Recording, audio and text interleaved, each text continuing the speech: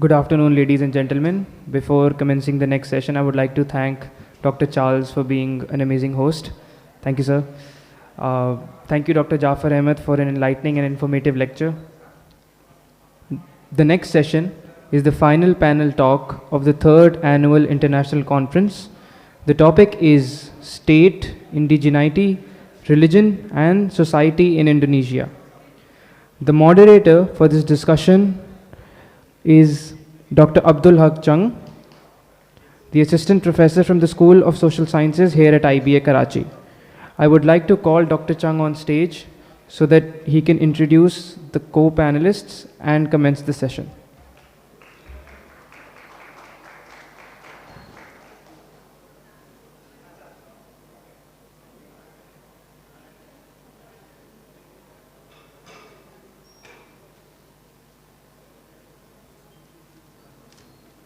We just start.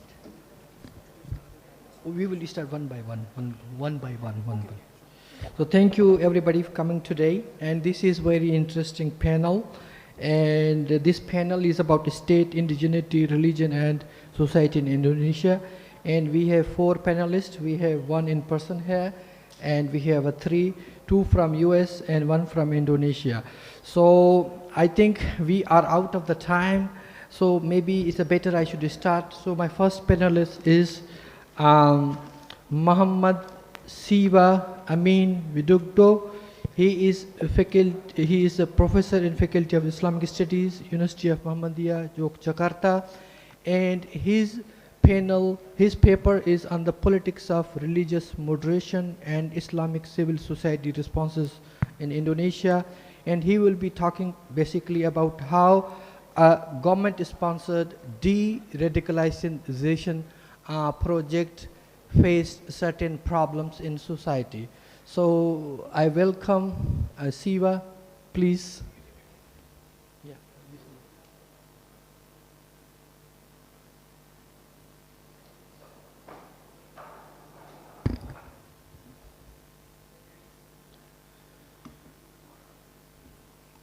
All right. Thank you very much, Mr. Chang. Assalamualaikum warahmatullahi wabarakatuh. Greetings, everybody. First of all, I would like to, I don't know how many of you know about Indonesia, but anyhow, I'll start to present about the politics of religious moderation and Islamic civil society's responses to that state's policy.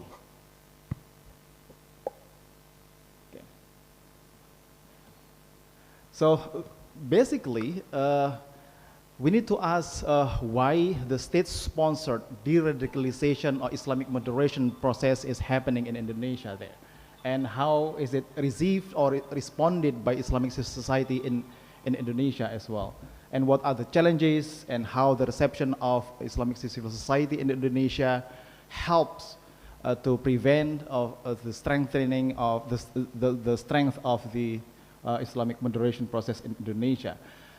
First of all, you might aware of some tragedy that's happening in Indonesia some times ago. There is a violent conflict.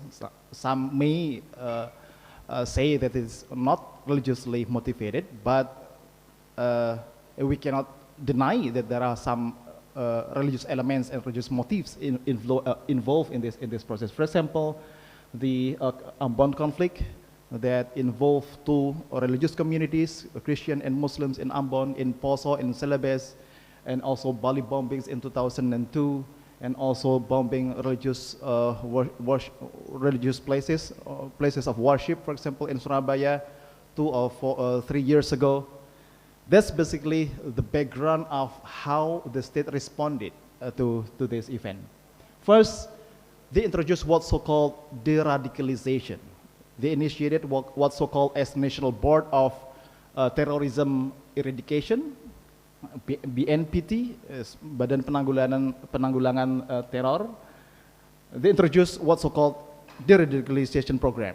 And the other one is a Ministry of Religious Affairs. He promote what's so-called religious moderatism or religious moderation program to help alleviate or eliminate the violence elements from religious groups in Indonesia. So how is the de-radicalization program is happening in Indonesia? Yes, it is introduced in 2017 and then followed up by what's so-called regulations process. But the reception of civil society organization, especially Muslim society organization at the time, is not that good. They say this is just make Muslim organization as an object, as a target of the radicalization, whereas they are not radical. That's basically what's happening. And then this program is not that smooth. It's not smoothly applied and not quite successful. And then when the government, through the Ministry of Religious Affairs, introduced what's called moderasi beragama, that we call it in Indonesia, moderasi beragama, religious moderation process, in 2019. And this is, they put big fund on this program, and then also the basic idea is that driven, motivated by this Quranic verse, وَكَذَلِكَ جَعَلْنَاكُمْ أُمَّةً وَسَطًا لِتَكُونُوا شُهَدَاءَ عَلَى النَّاسِ. So, be the community of the middle way. Wasata. Wasata can be translated as middle way or tawazun, i'tidal, in the middle between two extremes. So this is the religious justification for introducing moderation, religious moderation process in Indonesia. They do socialization to Muslim society organization. They institutionalize that program into different programs in not only national level, but also provincial and local levels as well, and also integrated into national strategic plan from 2020 until 2024. These are the among civil society organizations in Indonesia. Nahdlatul Ulama, we usually call it NU, and Muhammadiyah, the two biggest civil society organizations. There's also Hidayatullah, another one is Islamic Defenders Front, and another one is Indonesian chapter of Hizbut Tahrir. They can be categorized as, over there in the left side, of your left side, is considered as moderate civil society organizations, and here is considered sometimes as conservative. And in 2020, they are banned from being Islamic mass organization because of their conservatism. The first Muslim society organization, which is Nahdlatul Ulama, or the awakening of Muslim scholars, basically is traditionalist, more traditionalist. They are holding certain, for example, in terms of Islamic legal scholarship, they are acknowledging there are four madhab, four schools of thought in the madhab. In Sunni tradition, there are two schools of Islamic theology, for example, Ash'ariyah and Maturidiyah.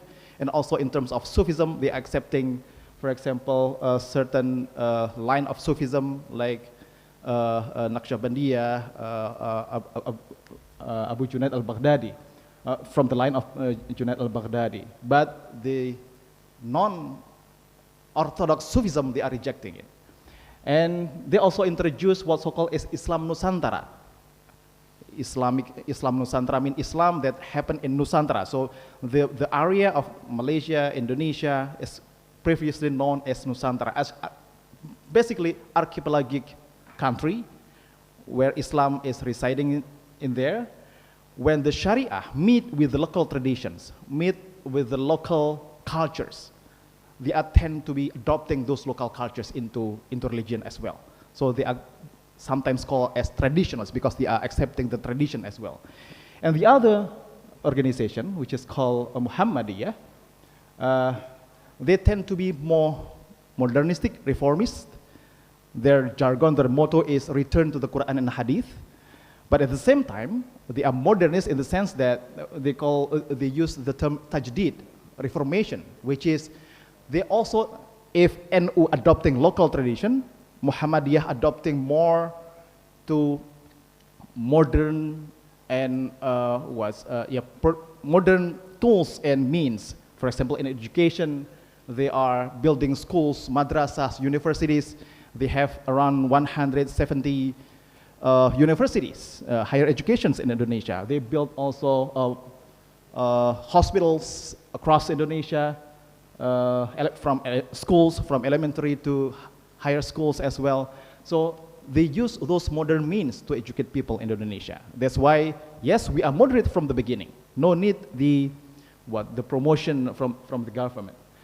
And recently, they also, with the rise of Hizbut Tahrir that promote Khilafah, Islamic leadership in the global level, they say, no, Indonesia is final version of our consensus, national consensus. They call it Darul Ahdi wa Shahada.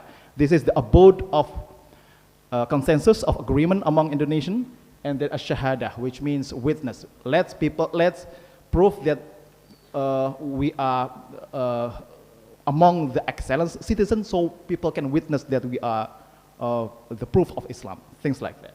So they say that Indonesia is the final version of what's so-called as Darul Ahdi wa Shahada. So these two organizations tend to accept and support the idea of religious moderatism promoted by the government, because they say we have precedents, we are already moderate.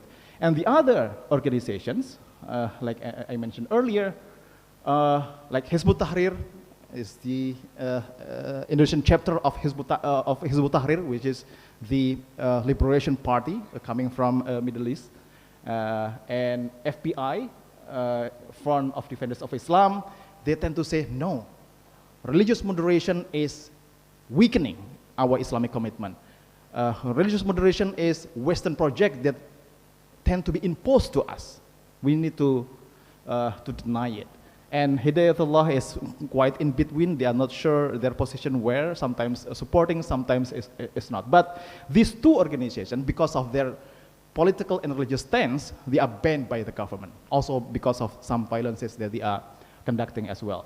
So these are the description, the map of how Muslim society organization in Indonesia responding to the idea of religious moderatism.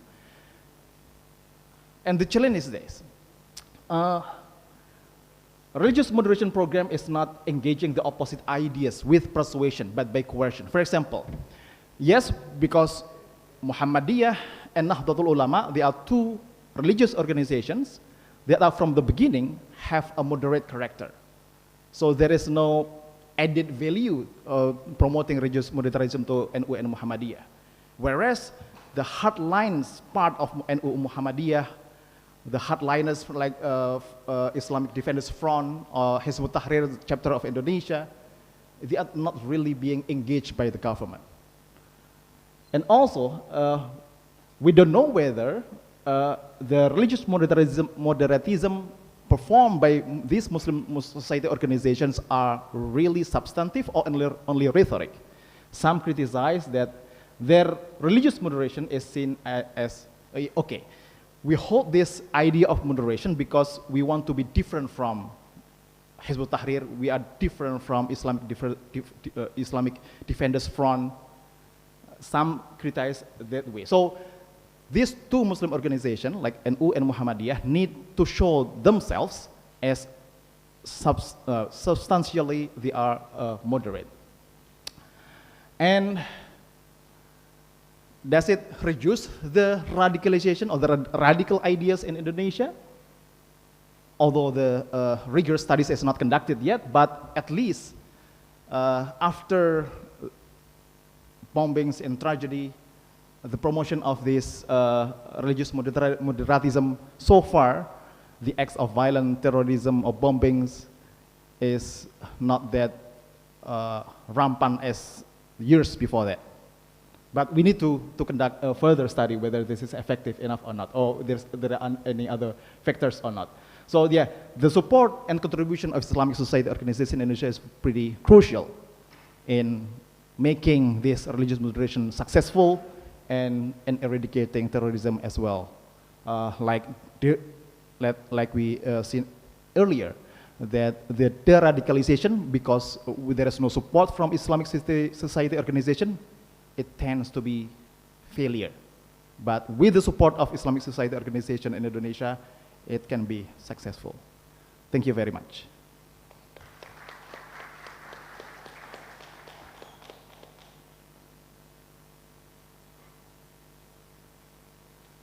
Thank you very much, and I think a lot of you will have questions, and when we will move to the question answer session, you guys can ask questions because we need to learn a lot from other Muslim countries. So my second speaker is Saiful Mahdi.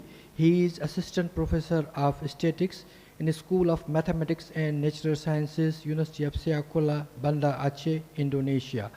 And he is also senior researcher at the International Center for Aceh and Indian Ocean Studies, Banda Aceh. His topic is first thing first, challenging linearity in post-disaster reconstruction and aid industry. So with this, I ask Bang Saiful Mahdi to start his session, and you can share your screen. Not yet. I'm still disabled from sharing.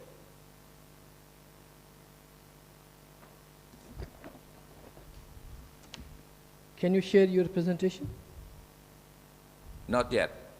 It is disabled.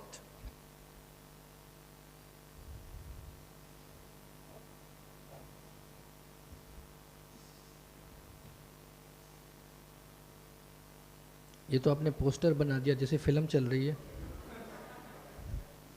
सुल्तान राहिद बन गया मैं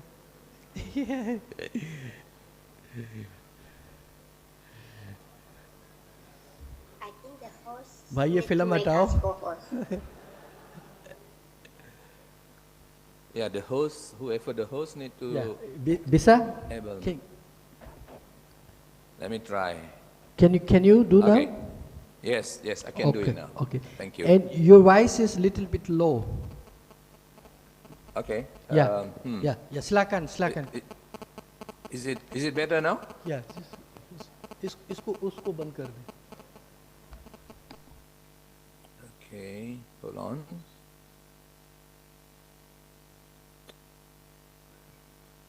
All right. Very good afternoon, evening, dawn in the U.S. For our fellow panelists, Ima and Mbak Nurisma. So good afternoon to everyone in Karachi. I wish I could be there, but unfortunately this time it's not my fate to be in Karachi, although I really wish to be there. Thank you, Dr. Chang, for convening this panel. Maybe slightly a change of gear, but still about disaster. In the disaster science field, there is actually no, scientists agree that there is no such thing as a natural disaster anymore. So whether it's natural, so-called natural, or man-made disaster like terrorism, if you may, is about disaster. It's about suffering of humanity. So my paper is really continue to problematize the issue of disaster management.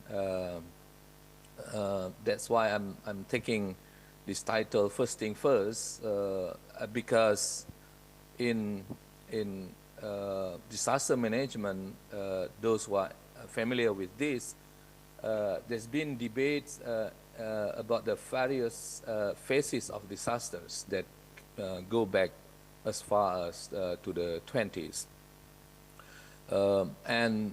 Being born and raised in Aceh, in Indonesia, to give you a context, so I'm right in the center of this epicentrum of the tsunami of 2004 in Aceh at the northern tip of Sumatra in the Indian Ocean.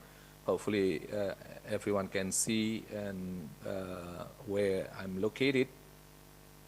and have been involved in the right after the tsunami in 2004 in the reconstruction effort in Indonesia, especially in Aceh, through different organizations, including the UN organizations. I came to this realization about the problem of linearity of approach by dividing disaster management into different stages or phases, while the one that is very, of course, everyone in the disaster management world will know this circle or cycle. Basically, the two cycles is about the same, saying that we have this preparation, response, recovery, and mitigation. And on the right circle, it details more on what entails in every phases or in every stages of the disaster mitigation. And disaster managers have drawn upon disaster periods to organize their own activities. Yet, many problems exist with the current use of disaster periods.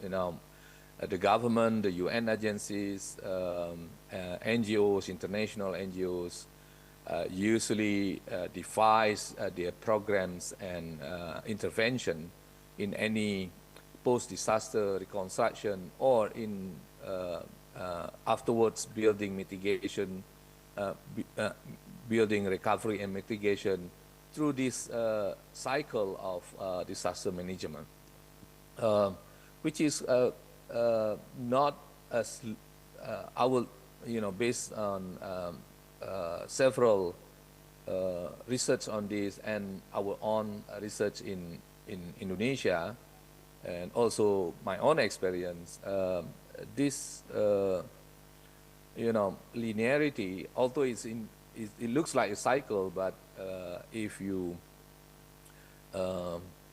use the contract model, basically it's linear in time. Until, for example, the quite recent in 2021, Bosner et al. Published a paper saying that stop going around in the circles, in the cycles. Basically,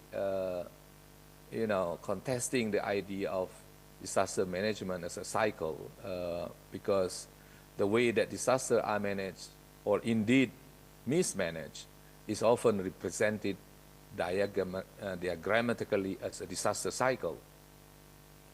And as I quote, such cyclical thinking has been proven to not be very useful for the complexities associated with the understanding of disasters and their risks. So I came to these studies because our own research in Indonesia and our own experience really, very much related to this argument about the importance or the necessity to find a new way of looking at disaster management. And in Indonesia itself, most of the agencies and including Indonesian government use these schematic stages of reconstruction and recovery, making it's really a kind of linear in time, as if that you do one thing after the other thing, and you do first thing, do physical reconstruction, for example, after the disaster, and then worry about social issues, environmental impact of the reconstruction process afterwards. While some people will argue because it's an impact, it must be at the end. So we don't need to we don't need to take into account the impact right from the beginning at the planning, at the response and recovery, and let it, let people deal with the consequences of post-disaster reconstruction afterwards, which is in our own research and experience do show is very problematic. And I will show some of the evidence from our research in Indonesia. So, so this debate has been going on since the 20s, but I think it's more than ever disaster communities, including managers and developmentalists, need to rethinking about this linearity of approach because of the complexity and especially the trajectories of reconstruction can go anywhere, but really depend on all the stages before. So it cannot be as linear as has been proposed before. So the latest debate on this publication that I can find really proposed that we need to put more effort in drawing lessons beyond the single case to uncover comparable and universal patterns that connect between events or phases. So the events, or especially the phases here, I will argue, cannot be taken as linear as has been proposed in disaster management before. And why this is important? Because the way that the government agencies, the UN agencies, the international NGOs approach stages or phases of this cycle of disaster management will actually, we argue, really influence the results of the reconstruction itself and the sustainability of the recovery and further capacity building and mitigation for, any possible future disaster.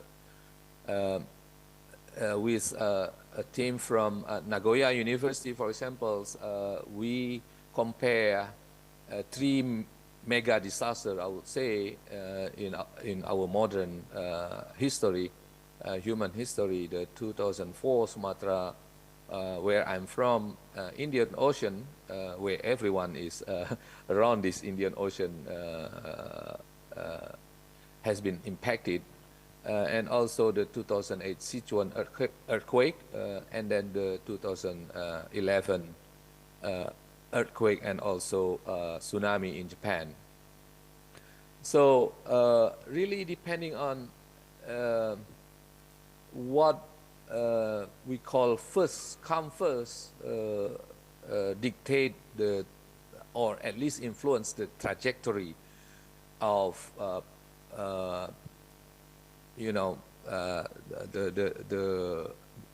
the next cycle of disaster management, if we still use that cycle, but at least it will definitely impact the sustainability, and for the at least immediate use, the effectiveness of the reconstruction, for example. So if we compare these three mega disasters in terms of first priority for reconstruction, like in Indonesia, we would argue it's housing, in Sichuan it's development, and in Tohoku or in Japan is to avoid future risks. This itself show that immediately after any disaster, government, UN agencies, NGOs can actually, especially the government, of course, because usually this is the mandate of the government to decide which is the priority for reconstruction. And for us in Indonesia, for example, our research finds that building physical reconstruction, putting physical reconstruction as the first priority, of course, have resulted in many positive development or redevelopment of Aceh, especially in Indonesia, but also have left some problems in terms of sustainability and, of course, social cohesion and other aspect of reconstruction and recovery that has been not left out, but at least not prioritized since the beginning, because the government think that housing, physical infrastructure should be our first priority. And this also influenced the speed of reconstruction.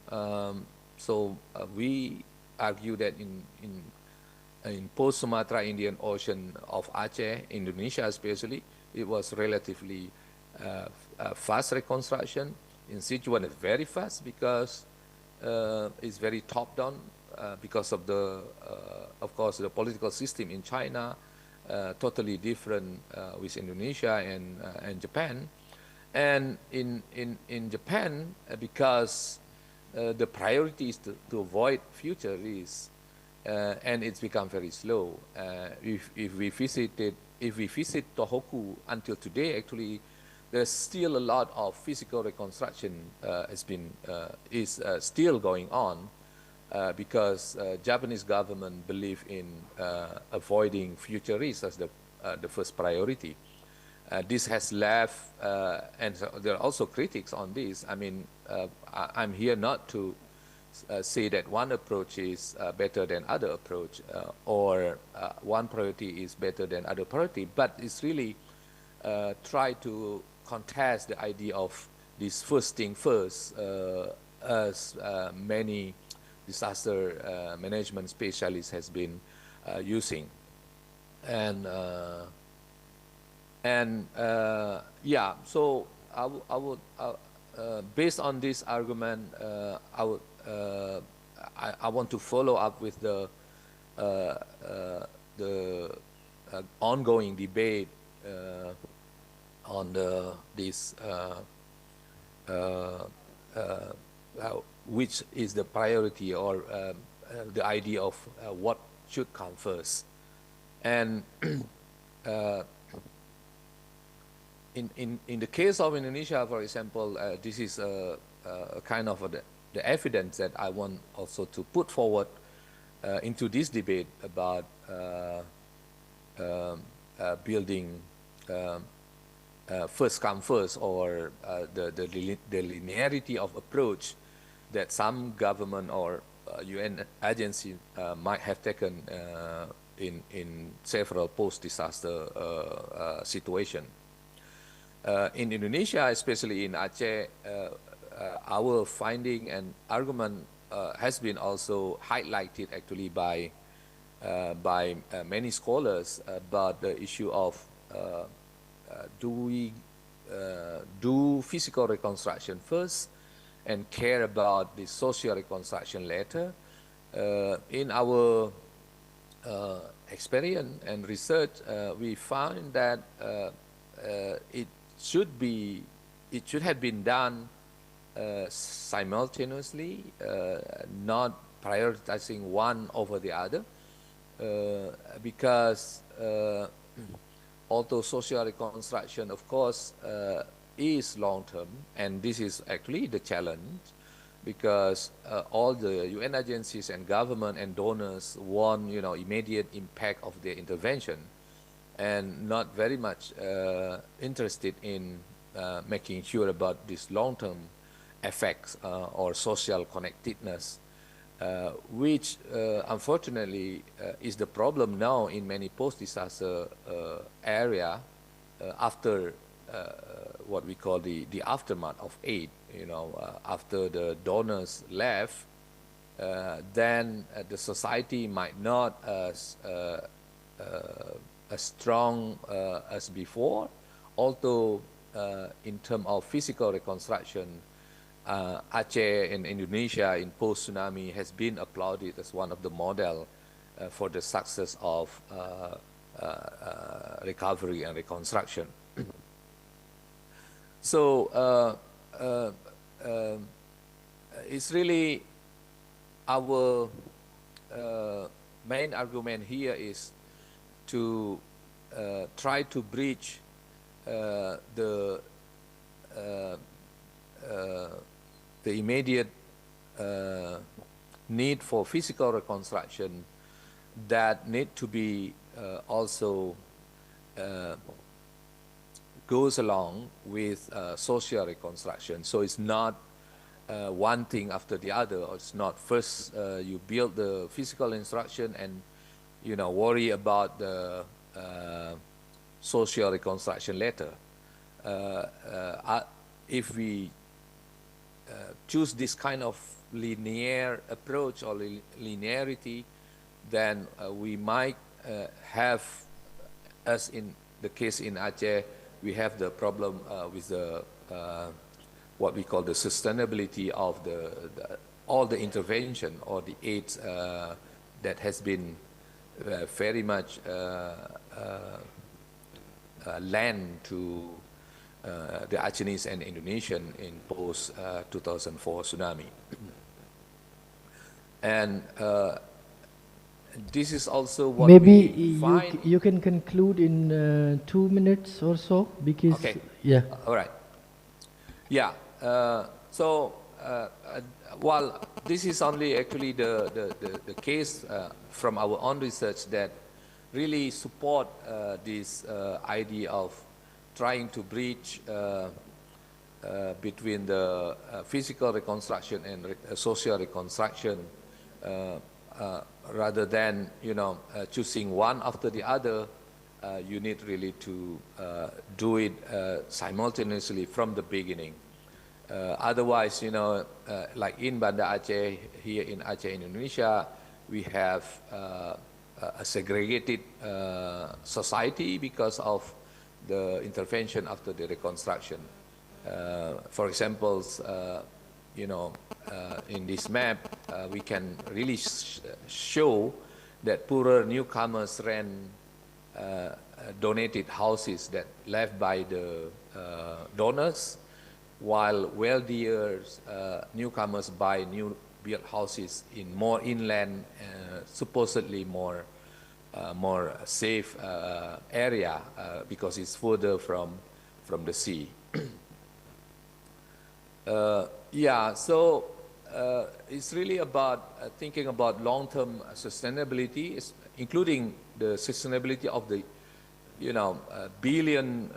multi-billion dollars intervention that has been poured by international aid agencies. It's a pity if we cannot make sure this long-term sustainability, including the resilience of the community. Yeah, I think I will stop there, Dr. Chang, and thank you very much. Yeah, thank you very much. I think there will be a lot of time for the question and answer session, so people will be curious. We will talk about that. So my third speaker is Noor Asma. Noor Asma is visiting scholar at the Center for Southeast Asian Studies, University of Michigan, Ann Arbor, and she is also professor in State Islamic University, Yogyakarta. And she is talking about very interesting topic. Her topic is Indonesian female ulama, education network, education movement and networks. So this is really fascinating topic, and she is, I think, on very prestigious postdoctoral fellowship in University of Michigan, Ann Arbor. And with this, I will ask Ka Noor Asma to present her paper.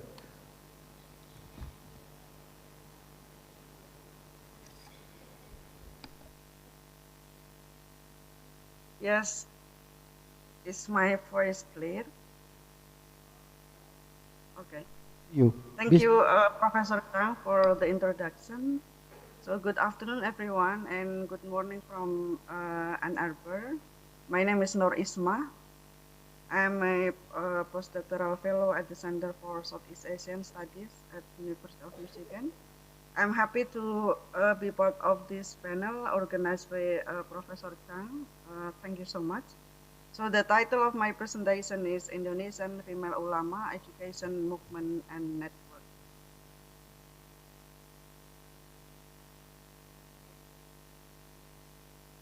So the Reformation era in Indonesia has created an essential platform for individuals and groups to voice their aspirations and identities in the public domain. Amidst various organizations and movements emphasizing their religious identity with a predominantly masculine tone, the female ulama movement, or we call it Gerakan Ulama Perempuan, has emerged as a noteworthy phenomenon. The term female ulama pertains to Muslim women who possess profound knowledge of Islamic tradition and the capacity to attain the status of an ulama. Since the late 1980s, Muslim NGOs had made some effort to deal with questions about women's position within the Islamic law and jurisprudence. They organized empowerment programs for Muslim leaders with a special focus on women, aimed at enhancing critical thinking skills and laying the foundation for methodologies such as gender analysis. This served as a complement to their Islamic approach in reading and interpreting Islamic texts. One of the NGOs that I studied in my research is called Rahima, that is based in Jakarta. In 2005, Rahima, the Center for the Study of Women and Islam, started its program called Pengkaderan Ulama Perempuan, or the Training for Female Ulama Cadres. Rahima has educated cadres of ulama perempuan or female ulama and initiated efforts to establish a space for them to build a network. Rahima was one of the initiators of the establishment of the first Indonesian Congress of Female Ulama in 2017. This is the picture from the event. I will talk more about this event later.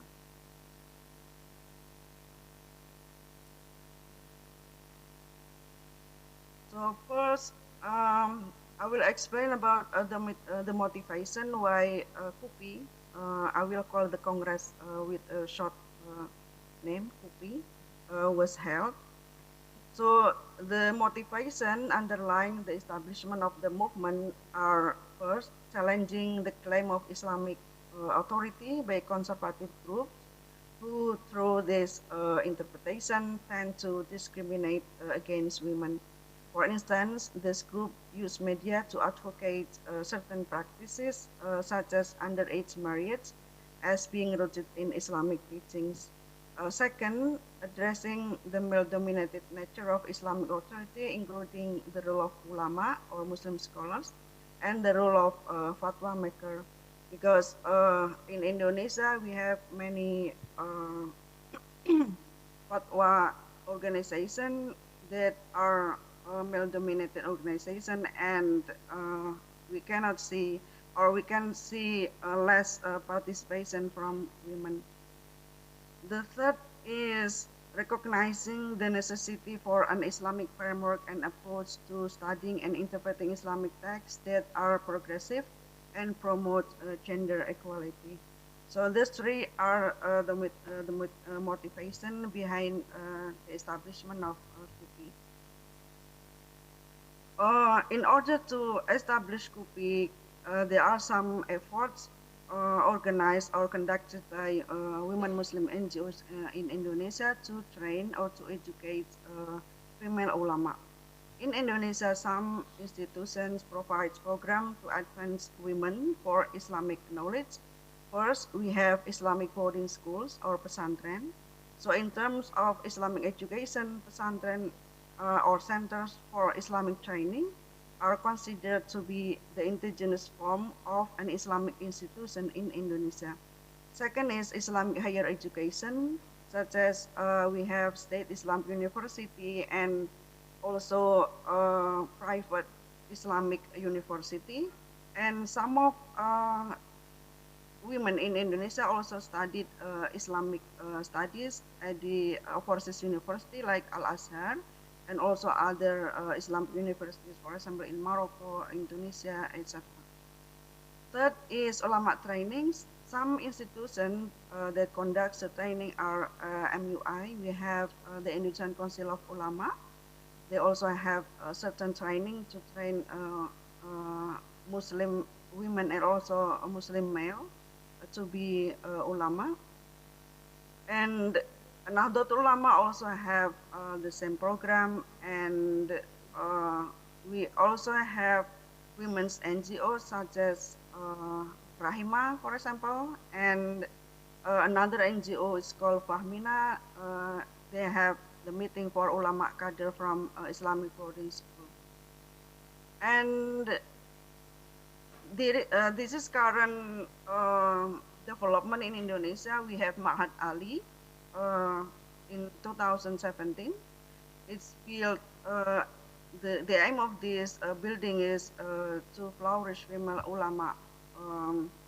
And it was initiated by the UPI Congress. Now I'm going to explain about the Congress itself. So in April 2017, in collaboration with Fahmina, I mentioned earlier, and also Alimat. Alimat is an Indonesian movement for equality in the family. Rahima organized the first KUPI to provide forum for female ulama to amplify their voices. So this movement holds particular significance for several reasons. Firstly, it successfully conferenced the Congress of Indonesian Women's Ulama in Cirebon in 2017, and the second Congress in 2022 in Central Java. Secondly, the female ulama movement successfully elevated the role of women within the Indonesian public discourse by introducing innovative concept of ulama perempuan or female ulama, and also the ulama-ness of women. So like the ability to become ulama by women. And it also provided frameworks for gender-sensitive approaches to Islam. The goals of KUPI first is to reclaim and establish the existence and the role of female ulama. Second is to provide a forum where female ulama can share knowledge and experience of spreading the Islamic values, nationalism, and humanism. Third is to develop the classical Islamic knowledge of women and their contributions to the advancement of women and humanism. Fourth is to issue religious views and decisions of Indonesian female ulama, or we call it fatwas, in response to contemporary issues with the perspective of the judge of Islam. In the first Congress, UPI issued 3 fatwas. First is about sexual violence. Second is related to child marriage. And the third issue is about natural degradation. The next slide, I will explain about the network of KUPI. So the network within the group of female ulama consists of 3 parts, which are frontline, backline, and supporting system. Frontline is the forum and movement itself. So in this context, you can say that frontline is KUPI itself, the movement. And backline consists of female ulama and jamaah. Jamaah is religious followers or congregation at the grassroots. So they are considered as backline. And supporting system includes Rahima, Fahmina, Alimat, and other organizations that play roles as creators or initiators that provide a forum and also helps an opportunity for female ulama.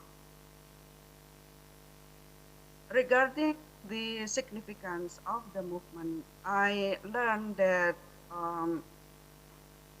female ulama movement is significant because it reclaims female Islamic authority through their declaration. So in the Congress, they declared something that is called Ikrar Keulamaan or Ulama-ness Declaration that declares women possessing the quality of becoming an authoritative Islamic source.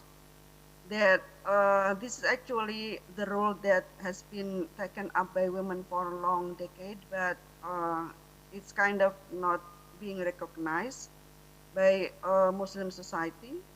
And the role of female ulama in fatwa making, especially in the fatwa forum, is important to produce fatwa that are progressive toward gender equality and to create justice for all humankind. Therefore, they also suggest new methodologies of interpreting Islamic texts, namely mubadalah, or the hermeneutic of reciprocity, and then substantive justice, and ma'ruf. I will explain more about these three methodologies in the question and answer if there are some participants are curious with this methodology. My last slide, I will explain about the challenges that these women ulama or female ulama face. First is regarding the responses that they got from male ulama counterparts, because it appears like their movement is considered progressive and also kind of challenging the male-dominated organization and also male-dominated methodologies that they use in the process of fatwa making. Second is they also get criticism on the problems addressed in fatwas. So because the fatwa that they issue related to controversial issues, therefore there are some responses questioning the legitimacy of the fatwas and also the legitimacy related to their capability to issue fatwa because they are women. And then the heterogeneity within the members of activists, because the member of KUPI are diverse. They are not coming from only one social or religious, educational background. Some of them are graduated from pesantren and who have uh, strong capability in traditional or traditionalist methodologies, but some are graduated from Islamic higher education, and some also graduated from Islamic universities from overseas. And also the next challenge is related to networking with conservative groups, because this is difficult as they have different framework and also Islamic interpretation. But actually, conservative groups are also important to be involved or invited in this movement. And then meditating their progressive views and framework is quite challenging, because the members have to have a certain knowledge and also capabilities in mediatizing their messages. For example, their fatwas into a modern methods that appeals to um, maybe young generation, so that they can learn the fatwas that are respective to gender equality. And then optimizing the role of female ulama at the grassroots.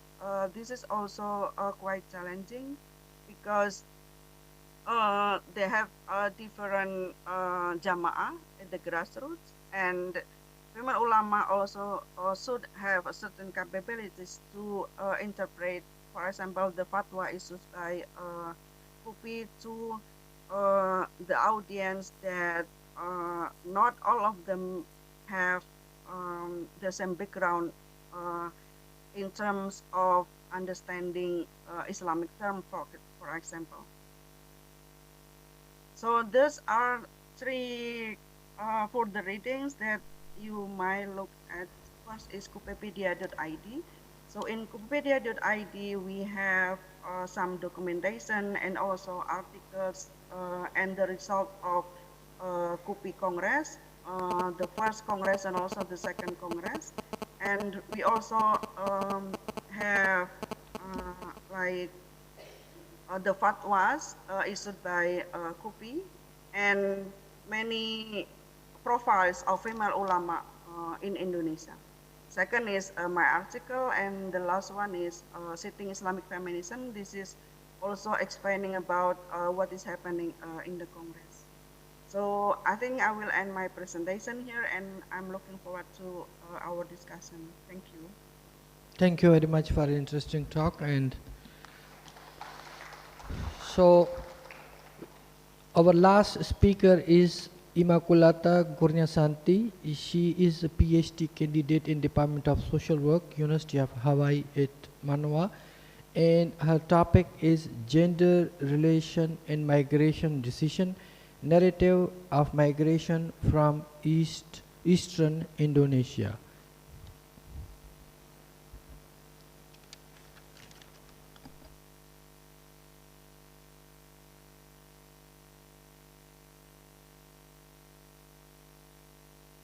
Yeah, thank you for the introductions.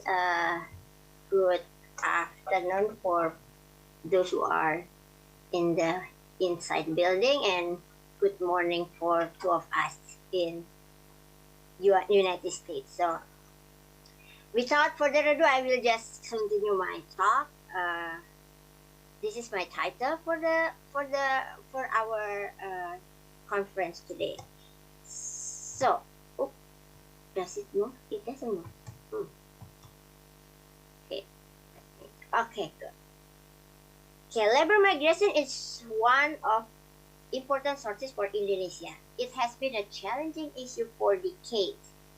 Before pandemic, the Indonesian government in 2018 reported 10.98 trillion US dollar of remittance from registered labor migrants. This remittance is one of the essential sources for economy in Indonesia. Understanding the potential economic benefit, the government of Indonesia continued to increase labor export to wealthier countries. Yet, ILO reported that remittance to Indonesia could be higher if labor migrants do not fall into underground market, leading to human trafficking and labor exploitation. The lack of agreement between Indonesia and visiting countries forced low-skilled labor migrants in vulnerable position for any form of exploitation and abusive environment. In reality, many labor migrants facing problems abroad could not rely on their government to rescue. Based on statistical data from the Indonesian Ministry of Foreign Affairs in 2021, there are 201 labor migrants waiting for death penalty in Malaysia, Saudi Arabia, and many other countries. I focused my study in eastern part of Indonesia, particularly on Timor Island in Nusa Tenggara Timur province. At least 700 dead bodies of migrants were repatriated to Nusa Tenggara Timur from 2014 to 2022, and the majority were undocumented labor migrants. Interestingly, local news continue reporting cases of people from Timor Island pursuing undocumented migration using fishing boats into Malaysia.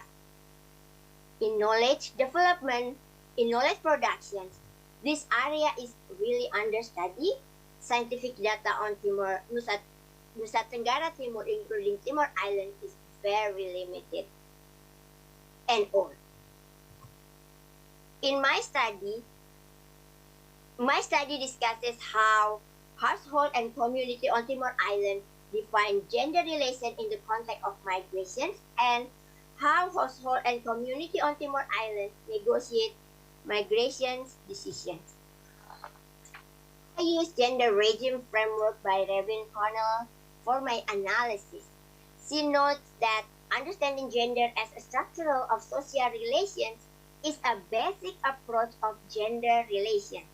She notes that gender order of society is the whole social pattern, and she defines gender regime as a pattern of gender arrangement in society. Cornell proposed 4 dimensions as to analyze gender arrangement in society, which are production, power relation, emotional relation, and culture and symbolism. Equipped by colonial framework, I argue that unequal power structure in Timor hinder protection by individual, family, society, and state for labor migrants and vulnerable left behind. Understanding gender regime as theoretical framework allow me to expand women's role in the spheres of production/reproduction, home, community, and state development policy. Through the study, I saw how perspective of gender relation is socially constructed and how migration decision is not merely an individual decision. Before moving further, let me provide a brief context of Timor Island. If you see the bottom map is Indonesia, Indonesia map, and the one that I put red color is Timor Island that I'm talking about. Timor Island is one of more than 17,000 islands in Indonesia. It is located 500 kilometers away from the north of the mainland Australia, separated by Timor Sea. After the Indonesian government conducted referendum in 1998, the island is divided between Timor-Leste on the east and Indonesia on the west. Western Timor Island and other islands around it constitute part of the province Nusa Tenggara Timur. Timor Island has the most extreme dry season in Southeast Asia, with more than 6 months without rain, making water become a huge issue on the island. Unlike other parts of Indonesia with majority populations are Muslim, Timor Island is predominantly Christian. Many different languages spoken on the island based on the tribe. We have more than 600 languages in Indonesia, and Timor Island has many other languages too. To communicate, to avoid barrier in language barrier, people use Bahasa Indonesia to communicate among the tribes. Mostly people are less educated due to their challenging economy and location. No major industry available on the island. Agriculture, fishery, tourism are barely enough to support people on the island. In comparison to other parts of Nusa Tenggara Timur, labor migrants from Timor Island are facing more problems due to lack of social network abroad. Migration is relatively new on the island. In this study, I used digital ethnography methods. I collected data, narrative, interview, biography, news, and other migration-related information through digital ethnography.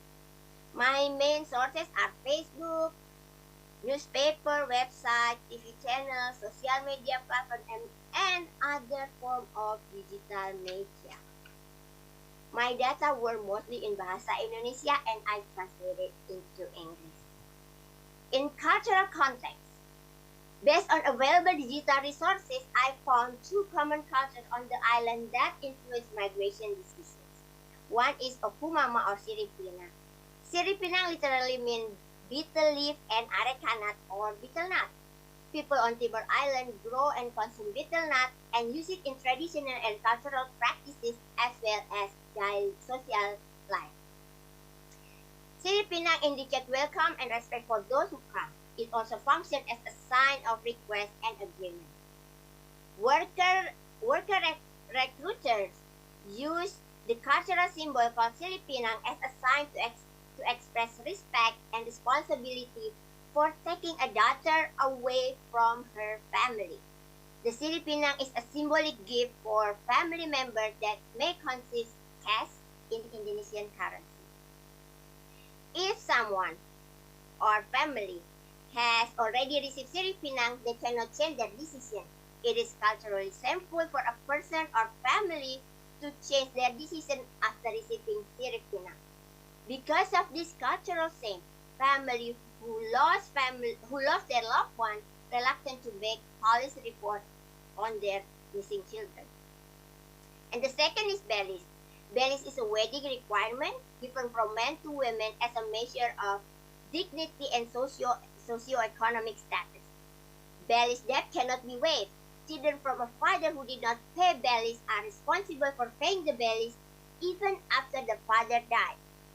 Bellies created generational debt and play a role in creating the social structure of Atoni or Dawan society.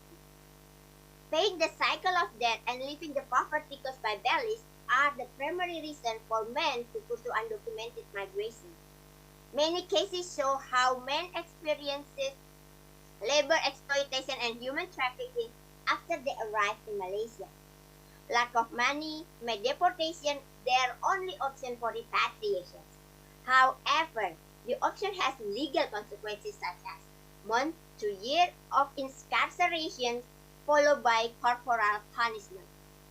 Even after a man goes through this bodily punishment, they again experience society punishment through cultural shaming. Therefore, I argue that migration to death can be seen as survival for men having generational debt due to bellies.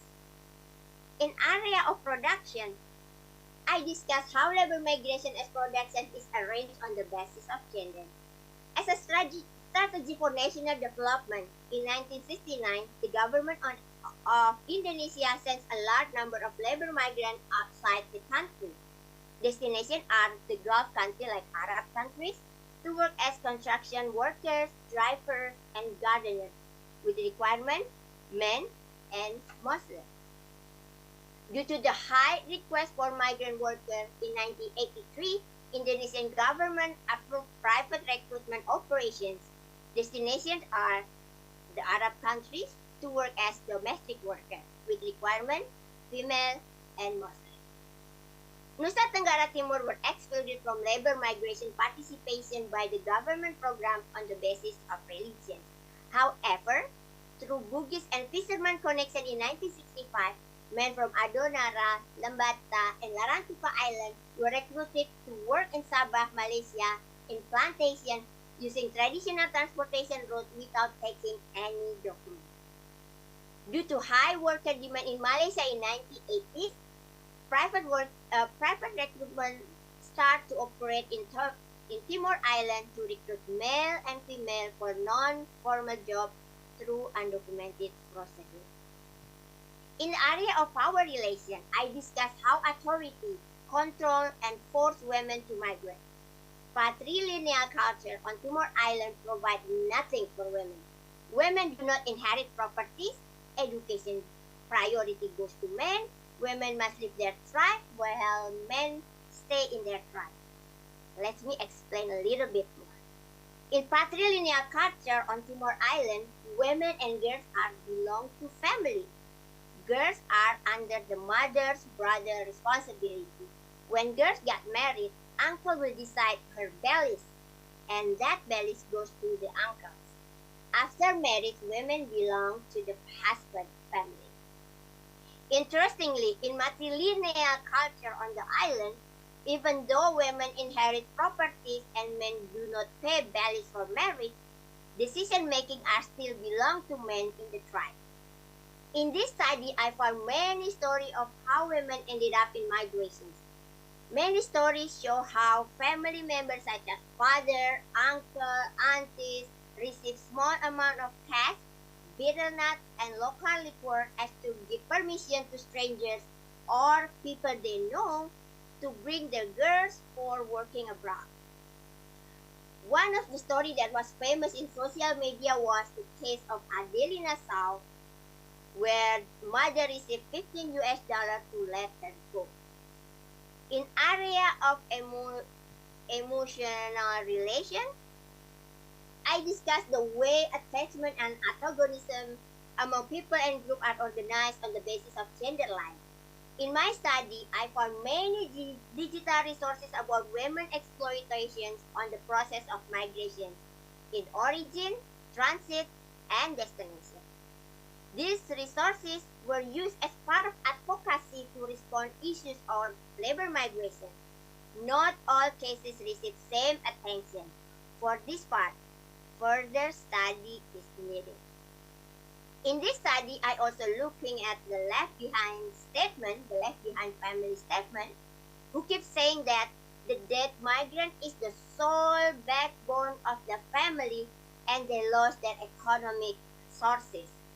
Here I get a clearer picture on how labor migrants pursuing migration to that because they are family asset which is unexpected to return.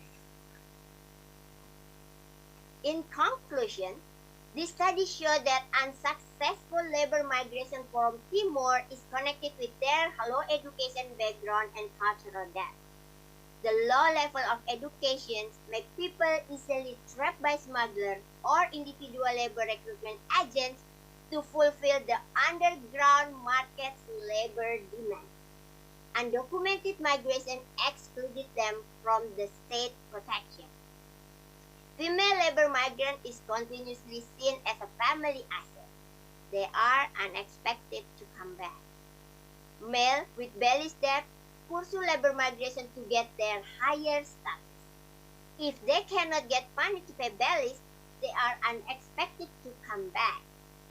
In other words, labor migration for male and female from Timor Island is not personal decision, and at the same time, family and society protection are limited and sometimes lacking from migration practices on Timor Island. With that, I conclude my presentation.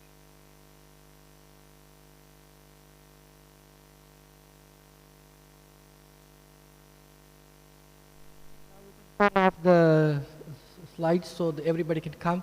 So thank you very much, Miss Immaculata Kurniasanti. It was great to hear you. Oh, I think it's a late night in Hawaii, in Michigan. So we have 10 minutes. I think we will prefer this if the student have the questions from any of these representative speakers.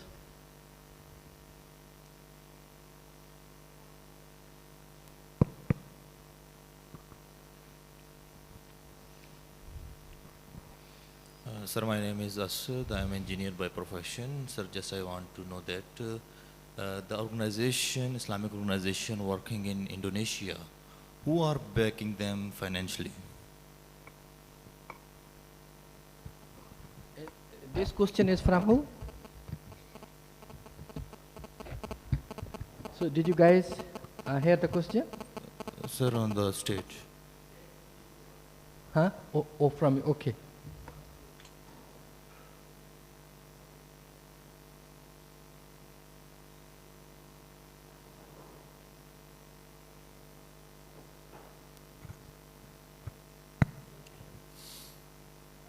So your question is who is financing them? Is that right? Yeah. So basically, it diverse. Two big organizations, which is like Muhammadiyah. They have like they call it amal usaha, entrepreneurship institutions, universities. The universities are earning monies from students, from different sources, and they spend a big portion or less than half portion to the organization. So for example, Muhammadiyah has 170 higher education institutions, and 10 of them are pretty big universities. So some of their funds is allocated to finance the civil society organization called Muhammadiyah. The Nahdlatul Ulama is basically,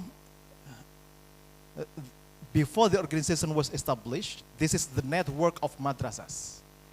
The network of madrasas who has the same, have the same values, same Islamic traditions.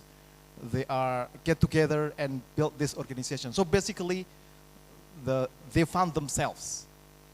They found themselves to develop the madrasah. They call it pesantren, like the woman, female ulama that another presenter is presenting.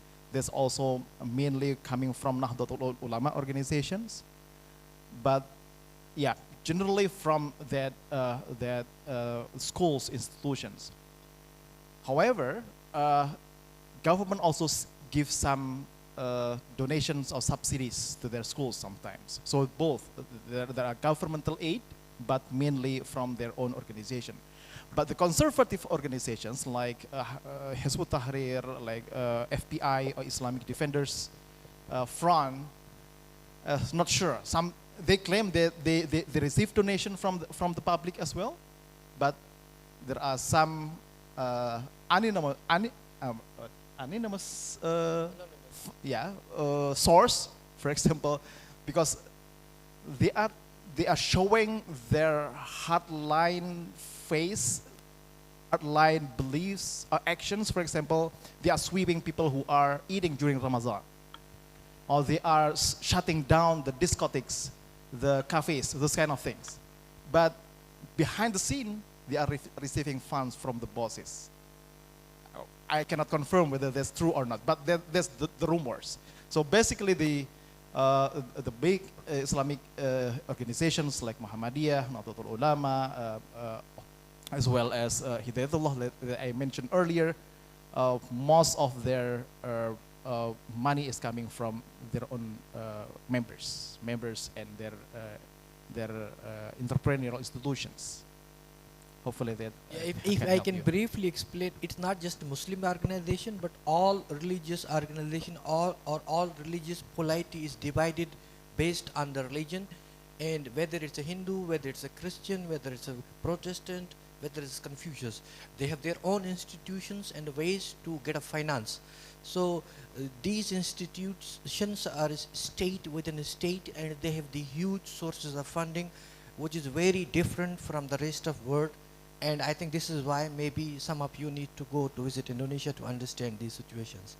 I add a little bit. Yeah. There is what's so-called Islamic philanthropy, Islamic endowment as well. They have those kind of things to fund their organization.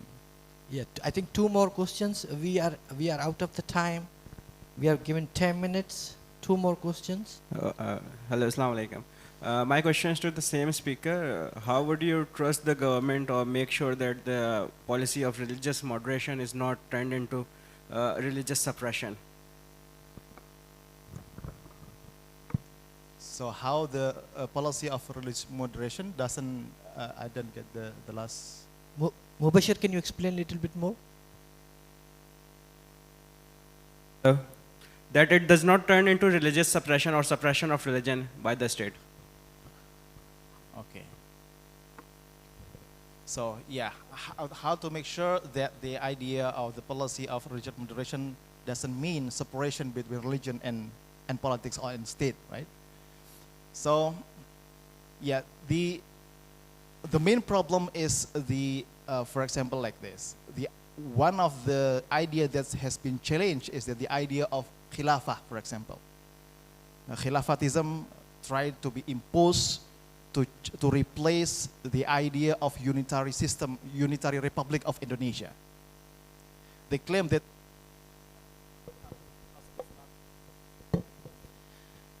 because Indonesia is not using Islam as the basis for the country, right?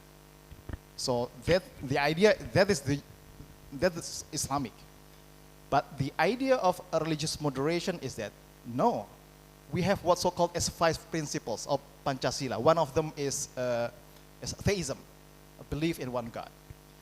You cannot say that believing in God as one of the principles is separating religion from politics or from state. So the idea of the Muhammadiyah called Darul Ahdi wa Shahada, that has been established in Islamic scholarship, that Indonesia itself is Islamic country without saying we are using Islam as the basis for the nation. See? So that's moderatism. Because khilafah right now, the idea of implementing khilafah in Indonesia is not relevant because Indonesia is already Islamic. Nahdlatul Ulama introduced the idea of Waliul Amri ad-Daruri bishauka, means that this is, yes, it's not Islamic country, but we accept the leader of Indonesia, the president of Indonesia, as justified to, for example, become the wali, become the guardians, for example, for regulating marriage, this kind of things.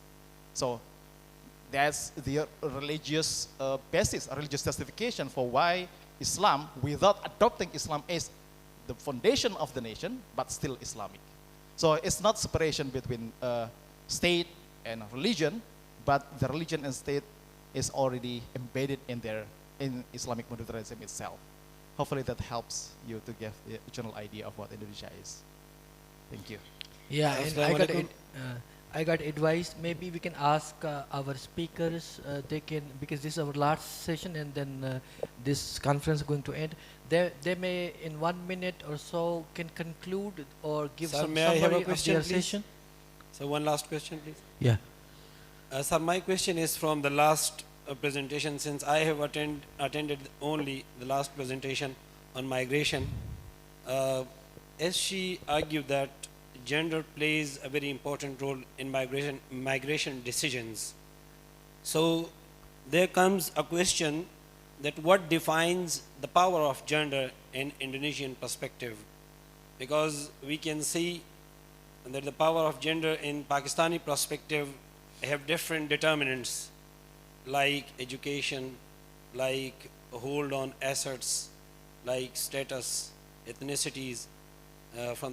What determines the power of a gender in Indonesian perspective? Thank you. Thank you. My question is for you. What determines gender relations in Indonesia, or maybe with reference to your area? That's the question for you. Yeah, that's a really good question. So I think what happened in the island that I'm working on, what defines the gender relation is like more like three things actually, how they can contribute, how men or women can contribute in their filial care, how they can contribute in this financial care, how they can contribute in cultural responsibility. So when women can provide this, so women, both men and women, they have to contribute in this thing. But in patrilineal society, where women do not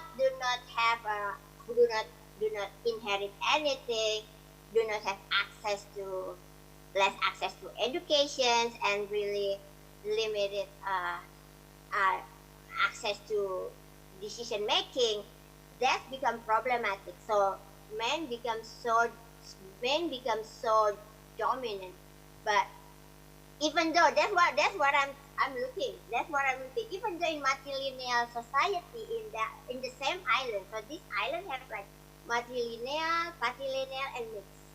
So even though in the matrilineal society, matrilineal culture, like on the island, even when women inherit what's called property, they don't even like have power to make a decision for themselves. So power is one of the key that contribute in the gender relations, so that women can have their own agency to make their own decision. So if women have that agency in these three things that I mentioned earlier, then that's indicate that women have a better relation in that place, because like violence so huge in that place, women can be sold. So that's the three things I think really. Thank you, Ima, and I think we are out of the time, and I wish we can stretch the time, but time is always limited. So thank you very much for listening to this panel, and thank you speakers. Thank you, Ima, you have late night, and thank you, Nurisma, you have late night, and so see you next time. Thank you very much. Yeah, bye. We end this panel.